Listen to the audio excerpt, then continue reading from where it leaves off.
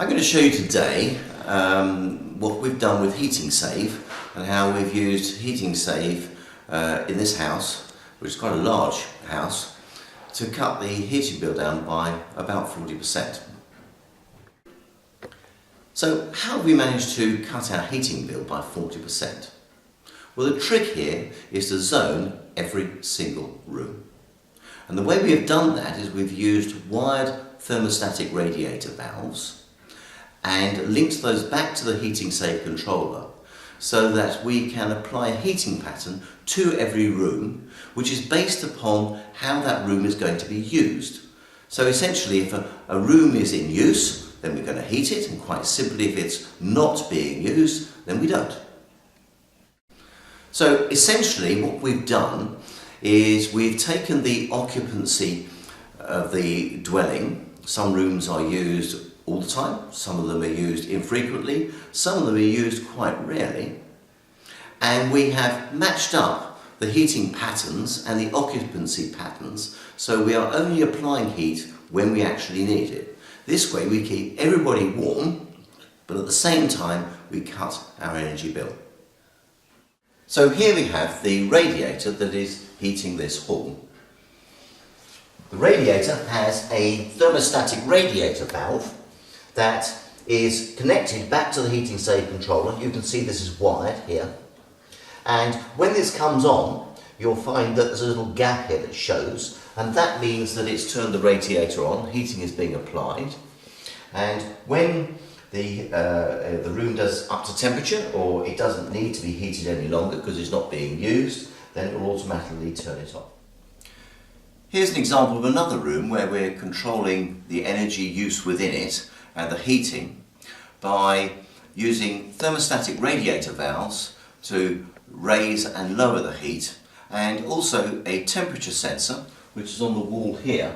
But this is no ordinary temperature sensor, it's one that also allows you to have up to 4 independent switches. These are capacitive touch switches, and I can say I'm too hot, I'm too cold, I can boost it, or I can turn off this next heating pattern, which gives the user an element of control of the heating so that it's not just the automatic patterns that are set within the system.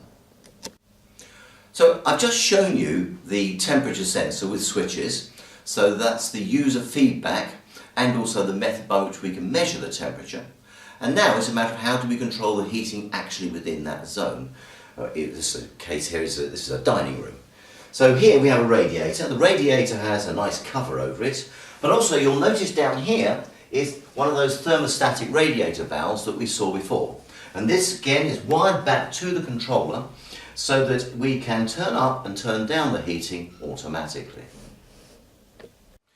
Here is an example of how we heat the lounge in this old house. Now the lounge is obviously used a lot more than the dining room. The dining room obviously was whilst we're eating, which is a relatively short period of time, whereas the lounge could be used during the day, especially at weekends, and also during the evenings.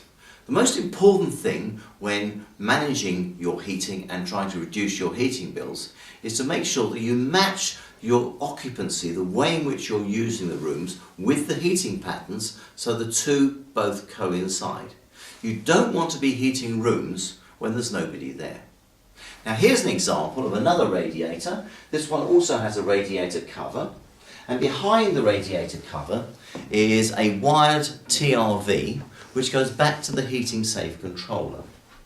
And the purpose of this is so that we can manage the heating within the room either from my iPhone, so I've got here, or over to this point I have another temperature sensor hidden behind the curtains, which also has switches upon it.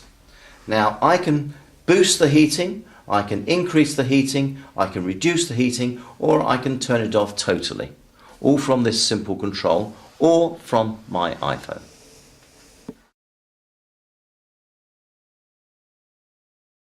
So here we have an example of a bedroom that is not regularly used. One of the problems with houses like this is an old Victorian house, 140 years old, is that the walls are very solid and leak heat like a sieve. So the trick here to reduce your energy bill is, if a room is not being used, don't try and heat it. Only heat it when people are there. So to control the heating within this room, we have a temperature sensor, but it's not just any temperature sensor, it's one with feedback switches. So the user has the facility and the ability to turn up the heating, to turn down the heating, and also to hit a boost feature. Now the boost feature will increase the heating for a period of time, but then automatically flutter it back again. So here's an example hidden behind this the curtain of this 4-poster bed. And so here I'm pushing the button which says boost.